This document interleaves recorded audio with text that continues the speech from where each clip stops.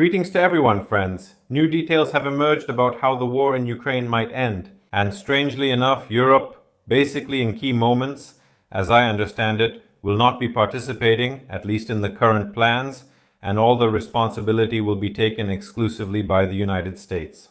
But again, these are just statements from Zelensky which unfortunately do not match reality at the moment. Let's analyze them now.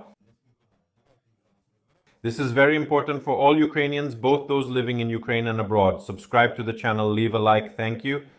So the United States wants the war to end by June and is pushing for a clear negotiation schedule, Zelensky reports. According to him, the American side suggests signing key agreements, including security guarantees, around the same time period. He also stated that they proposed another round of de-escalation of strikes on the energy infrastructure, and Ukraine agreed. The Russian delegation promised to give a response, but as of the time of recording the video, there is no response yet.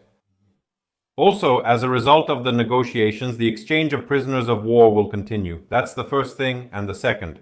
The American side proposed the idea of creating a free economic zone in Donetsk region, meaning even if Ukraine agrees to create a free economic zone, there will need to be fair and reliable rules so that there is no banditry or the kind of things that sometimes happen. In such, let's just call it simply demilitarized zones, troops will be withdrawn to a distance of 5 to 40 kilometers. This issue can be put to a referendum. A referendum, as we know, can be held when elections are held, which is the most common practice, so it's unclear when. And we understand that in order to make such a decision, elections need to be held first. But we also understand that as long as the war is not over, there will be no elections. So how the war should end is also not entirely clear. Next, the United States of America has confirmed its participation in the future monitoring of the ceasefire regarding Europe. This does not mean that they will not be there, but again, currently the negotiations are about them conducting monitoring of such negotiations there. Also, Zelensky stated that Russia is trying to drag Belarus into the war, and a single launch of Oreshnik from the territory of Belarus would already be the beginning of the war from the Belarusian side. But again, we understand that this is not true, because if it were that easy to say that they are Belarus, you could just say the Russians launched that Oreshnik and they were actually against it. Because if someone really wanted to drag Belarus into the war, if it was necessary for Europe or for Ukraine to declare that Belarus is also participating in this war, then we understand that even after the territory of Belarus was used as a staging ground for the attack on Ukraine in February 2022, that could already be clearly described as an attack from the Belarusian side. And it could already be said that Belarus in fact entered the war. We see that most likely Europe turned Ukraine away from this idea. Next, the United States of America and the Russian Federation are preparing to sign a package of economic cooperation documents worth more than $12 trillion between the United States and the Russian Federation.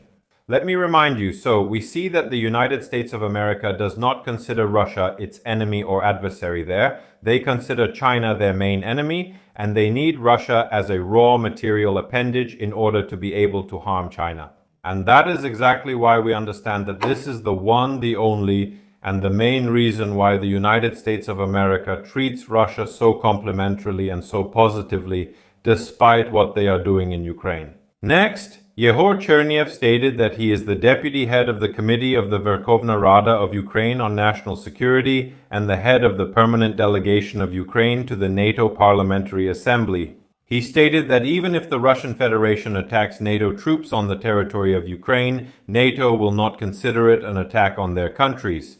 This does not trigger either Article 4 or Article 5 of NATO, and NATO Secretary General Rutte told him about this. That is, even if NATO troops are deployed on the territory of Ukraine, even if the Russians shoot at these troops, we understand that not a single country will make a move. And they will just come up with some other reason why this happened, and no one will make a move against Russia either. So in fact, even now, this is confirmation that the only option for the start of direct NATO confrontations against Russia is an attack on some NATO country. And we've also talked about this more than once, that if it's, for example, an attack on the Baltic countries, there's a chance they will be left alone to face Russia. And those countries that are also in Europe and are members of NATO might simply ignore this attack, and the Baltic countries will just be occupied. We've also discussed this more than once on the channel, so go ahead and check it out further. The next, no less interesting point is that Zelensky commented on Russia's demands to recognize Crimea as Russian. According to him, in this way, Moscow is probably sending a signal to the states, understanding that Ukraine will not agree to this.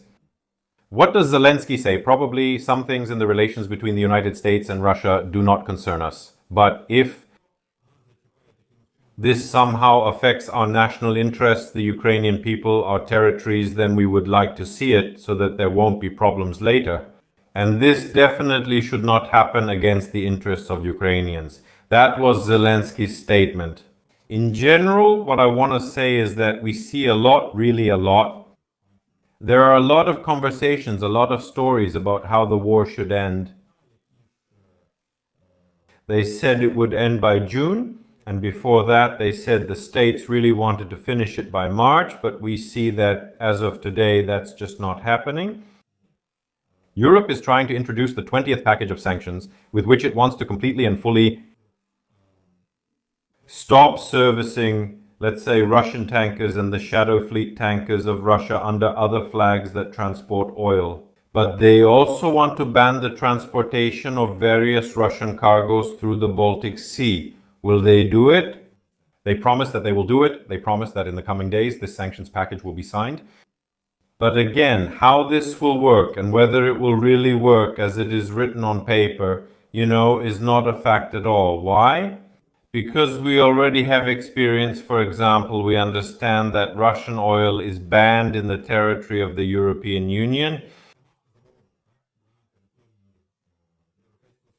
But just a few weeks ago, the Spanish fleet, some Coast Guard or something like that, escorted one of the tankers from the Russian shadow fleet to the shores of Morocco because there was some kind of breakdown and they escorted it. Instead of detaining it, instead of punishing and arresting this vessel, they actually helped it make its way to Morocco, where it successfully went in for repairs and will continue transporting Russian oil.